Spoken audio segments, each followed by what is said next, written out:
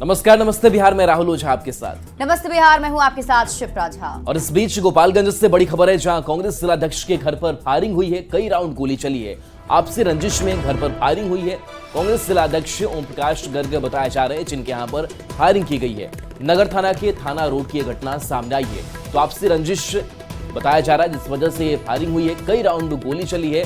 गोपालगंज से ये बड़ी खबर बता रहे हैं, जहां कांग्रेस जिलाध्यक्ष के घर पर फायरिंग हुई है। आपसी रंजिश में घर पर फायरिंग हुई है। कांग्रेस के जिलाध्यक्ष हैं ओम प्रकाश गर्ग, जिनके घर फायरिंग हुई है। पुलिस मामले की छानबीन में जुटी हुई है।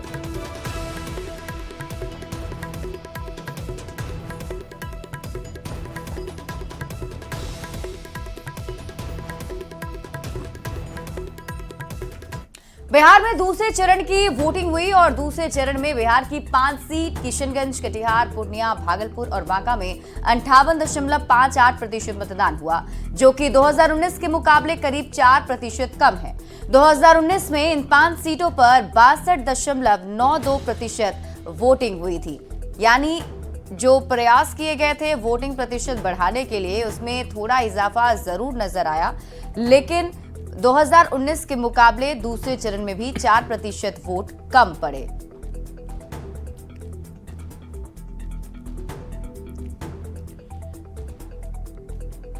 तो दूसरे चरण में 58.58% मतदान हुआ। हालांकि 2019 के मुकाबले अगर बात करें तो फर्स्ट फेज हो, सेकंड फेज हो, यहां पर वोटिंग प्रतिशत कम देखने को मिल रहा है। और वोटिंग प्रतिशत बढ़ाने को लेकर के लगातार चुनाव आयोग भी पहल कर रहा है। लेकिन इन सब के बीच लोग घरों से उतने बाहर नहीं निकल रहे जितना दो फेज में 2019 में निकले हुए थे। तो 58.58% जो इस बार का मतदान प्रतिशत सेकंड फेज का रहा।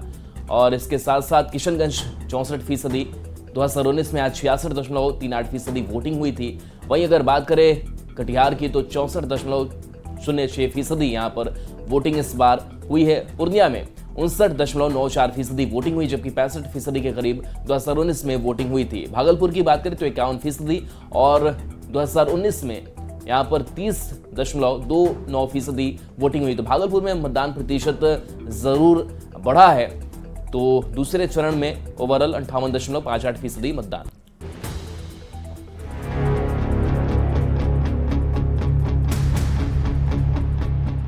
भीषण गर्मी के बावजूद दूसरे चरण की वोटिंग के दौरान मतदान केंद्रों के बाहर वोटर्स की भारी भीड़ दिखी।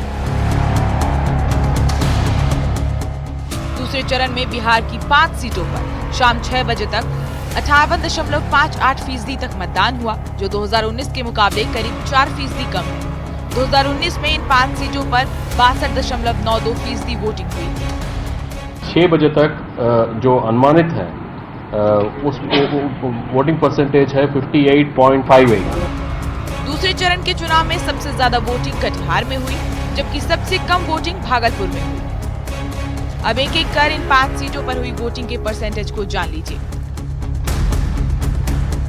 कटिहार में 64.6% वोटिंग हुई, तो वहीं किशनगंज में 64% वोटिंग हुई। पूर्णिया में 59.94% मतदान हुआ, तो वहीं बांका में 54% मतदान हुआ।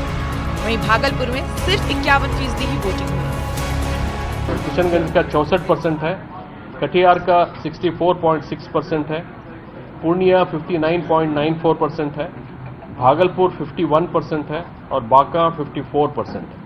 कुल मिलकर 58.58%। हालांकि 7 चरण में हो रहे लोकसभा चुनाव में दूसरे फेज में पहले फेज से ज्यादा वोटिंग हुई है, लेकिन 2019 के मुकाबले वोट प्रतिशत काफी कम रहा है। अब कम वोटिंग के पीछे गर्मी जिम्मेदार है या फिर कोई और वजह है, इस पर निर्वाचन आयोग के साथ साथ नेताओं और आम लोगों को भी मंथन करने की जरूरत है। Bureau report, news 18।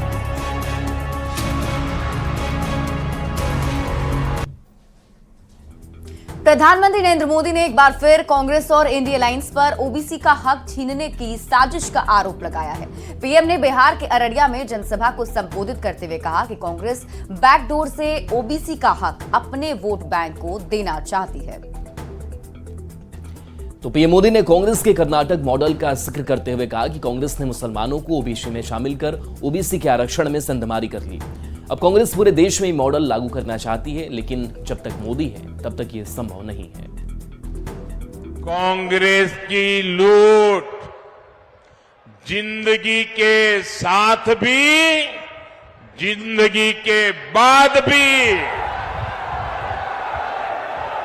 हम अररिया लोकसभा के समस्त जनता का आपका मिलकर हार्दिक अभिनंदन करते हैं। एक तरफ दूसरे चरण की वोटिंग चल रही थी, दूसरी ओर प्रधानमंत्री नरेंद्र मोदी बिहार में गर्जना कर रहे थे। अररिया और मुंगेर में 2 जनसभा के जरिए पीएम ने एक बार फिर कांग्रेस पर करारा प्रहार किया। इंडी गठबंधन वालों का मकसद है देश के लोगों से छीनना, उन्हें तरसा कर रखना और खुद की तिजोरी भरना। जैसे कांग्रेस हो या आरजेडी। नरेंद्र मोदी ने एक बार कांग्रेस पर ओबीसी का हक छीनकर अपने वोट बैंक को देने की साजिश का आरोप लगाया। आज इनकी नजर ओबीसी के हक पर है, कल कांग्रेस आरजेडी इसी तरीके से एसटी एससी का हक भी छीनने का पाप करेगी। माला पहनाकर नरेंद्र मोदी ने कांग्रेस के कर्नाटक मॉडल का जिक्र करते हुए बताया कि कैसे कांग्रेस ने मुसलमानों को ओबीसी में शामिल कर ओबीसी वर्ग के 27% आरक्षण में सेंधमारी की। ओबीसी समाज की आंख में धूल झोंक करके पर्दे के पीछे उन्होंने खेल खिलाए। उन्होंने क्या किया, रातों रात कर्नाटका में जितने भी मुसलमान समाज के लोग थे, कितने ही अमीर क्यों न हो, कितने ही पढ़े लिखे क्यों न हो, भले कोर्ट में जज बनकर के बैठे हो, कोई भी हो, रातों रात उन्होंने एक कागज पे थप्पा मार करके उनको ओबीसी बना दिया। नरेंद्र मोदी ने बिहार की धरती से पूर्व प्रधानमंत्री मनमोहन सिंह के उस बयान का जिक्र किया जिसमें मनमोहन सिंह ने कहा था कि देश के संसाधन का पहला हक मुसलमानों का है। पीएम ने कहा कि लेकिन आज कांग्रेस वाले झूठ बोलते हैं कि मनमोहन सिंह ने ऐसा कुछ कहा ही नहीं।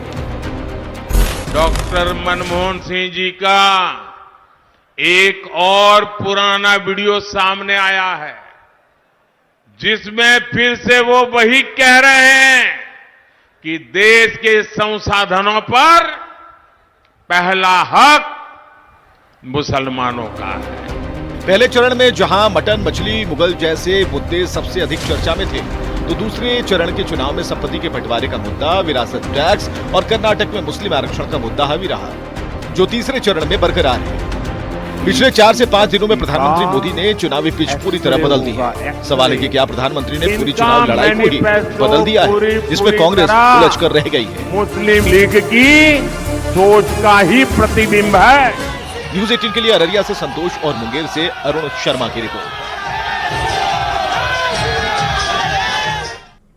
चुनाव के बीच ईवीएम को लेकर सुप्रीम कोर्ट ने ऐतिहासिक फैसला सुनाया है। सुप्रीम कोर्ट ने ईवीएम से जुड़ी सभी याचिकाओं को खारिज कर दिया है। सुप्रीम कोर्ट ने साफ कर दिया कि देश में चुनाव इलेक्ट्रॉनिक वोटिंग मशीन से ही होंगे, बैलेट पेपर से नहीं।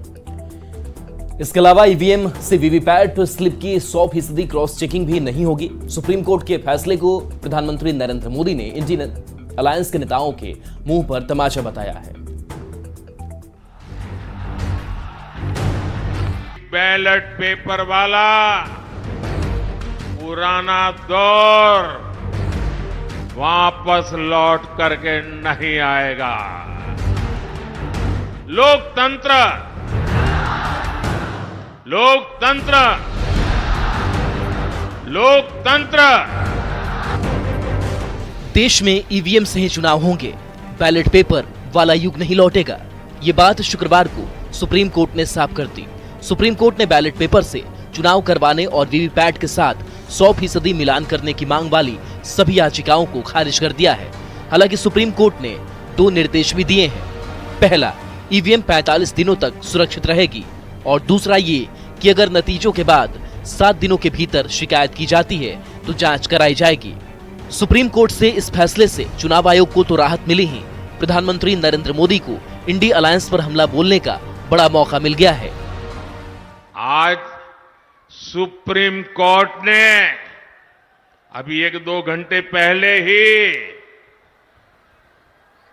मतपेटियों को लूटने का इरादा रखने वालों को ऐसा गहरा झटका दिया है, ऐसा गहरा झटका दिया है कि उनके सारे सपने चूर चूर हो गए हैं। प्रधानमंत्री नरेंद्र मोदी ने बिहार के अररिया में जनसभा को संबोधित करते हुए लोगों को याद दिलाया कि कैसे पहले जब बैलेट पेपर से चुनाव होते थे तो बूथ लूट लिया जाता था।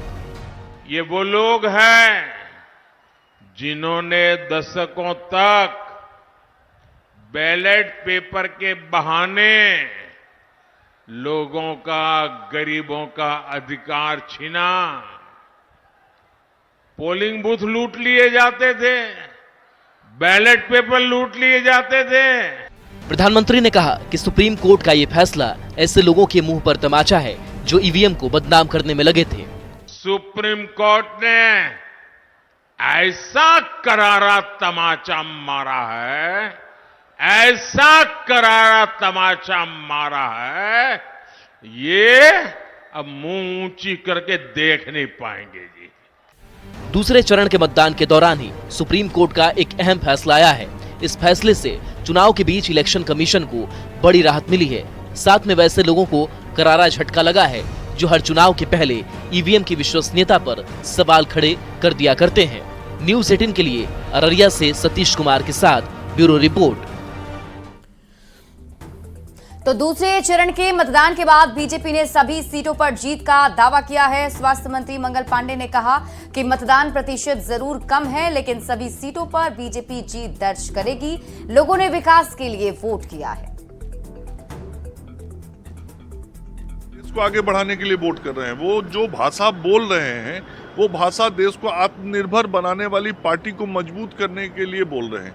तो मतदाताओं का झुकाव और रुझान बहुत साफ है कि नरेंद्र मोदी जी को प्रधानमंत्री बनाने के लिए, इस राज्य और इस देश को विकास की रफ्तार में और तेज करने के लिए बिहार के मतदाताओं ने मतदान किया है। और आज भी जो 5 सीटों पे मतदान हुए हैं, बड़े अंतर के साथ एनडीए के प्रत्याशी चुनाव जीत रहे हैं। सीतामढ़ी में जेडीयू प्रत्याशी देवेश चंद्र ठाकुर ने अपना नामांकन दाखिल किया। नामांकन के बाद डुमरा हवाई अड्डा मैदान में देवेश चंद्र ठाकुर के समर्थन में जनसभा का आयोजन हुआ। तो जनसभा में बिहार के डिप्टी सीएम सम्राट चौधरी, मंत्री विजय चौधरी, पूर्व सीएम जीतन राम मांझी शामिल हुए। एनडीए के नेताओं ने देवेश चंद्र ठाकुर को भारी मतों से जिताने की अपील की।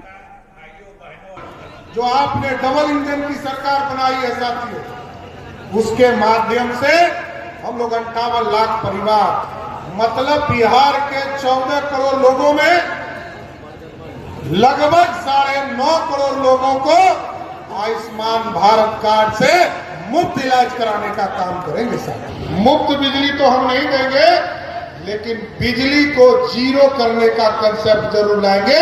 बिजली बिल ही पैदा नहीं होगा। उन्होंने मेहनत की थी, उससे चौगुनी लोग यहाँ उपस्थित हैं। और इसके पीछे हमारे सभी जो 5 हमारे पार्टी है, जनता दल यूनाइटेड है, भारतीय जनता पार्टी है, लोक जनशक्ति पार्टी है, हिंदुस्तानी अवाम मोर्चा है और राष्ट्रीय लोक मोर्चा, इन सभी के कार्यकर्ताओं ने, नेताओं ने, जिला के पदाधिकारियों ने इतनी मेहनत। मुजफ्फरपुर से बीजेपी प्रत्याशी राजभूषण निषाद के नॉमिनेशन को लेकर आयोजित आशीर्वाद सभा में बिहार बीजेपी के अध्यक्ष और डिप्टी सीएम सम्राट चौधरी भी शामिल हुए। सम्राट चौधरी ने विपक्ष पर जोरदार हमला बोला और कहा कि राम मंदिर बन गया, अब सीतामढ़ी में माता सीता का मंदिर बनाने की तैयारी है। इस जनसभा में बीजेपी के कई नेता शामिल हुए। स्थापित हो गए हम लोग, सीतामढ़ी में मैया के लिए भव्य सीता मंदिर भी बनाने का काम, स्थापित करने का काम। इसलिए साथियों, दूसरे लोग आएंगे, कुछ लोग ये ललटनिया पार्टी आजकल तो घूम रही है। लालटेन का युग खत्म हो गया ना साथियों, अब तो एलईडी बल्ब का युग है। तो कुछ लोग आजकल नया चले गए हैं उधर हाथ चाप। तो आपको अब सोचना नहीं है, क्योंकि वही कांग्रेस पार्टी है जिसने आरक्षण का विरोध किया। मल्ला समाज को आरक्षण नहीं मिले, अति पिछड़े को आरक्षण नहीं मिले। मुजफ्फरपुर की जनता ने तय कर लिया है कि नरेंद्र मोदी जी को ही मुजफ्फरपुर से जिताना है और उन्हीं के प्रत्याशी को अपना वोट देना है। तो मुजफ्फरपुर से बीजेपी के कैंडिडेट का जीत तय। दानापुर के लालू खटाल में आरजेडी प्रत्याशी मीसा भारती ने आरजेडी के पाटलिपुत्र लोकसभा का प्रधान कार्यालय खोला। इस दौरान मीसा भारती की मां और पूर्व सीएम राबड़ी देवी भी मौजूद रहीं। मीसा भारती ने पीएम मोदी पर जमकर हमला बोला। तो मिसा ने दावा किया कि एनडीए 200 का आंकड़ा भी पार नहीं कर पाया गया। मिसा ने पलायन और महंगाई के मुद्दे पर पीएम मोदी पर वार किया। मिसा ने दावा किया कि बिहार की जनता आरजेडी के साथ है। वहीं राबड़ी देवी ने भी कहा कि जनता इस बार अलग मूड में है।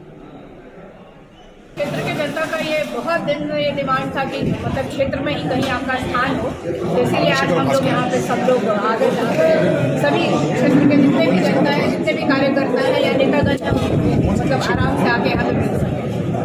इसलिए आज से यहीं पे सबसे मिलना जुलना जो भी होगा इसी स्थान से सब क्या ना 400 पार होगा तो देश की जनता देख रहा है ना, बिहार की जनता भी देख रहा है, समझ भी रहा है, ऐसा बात कोई नहीं है।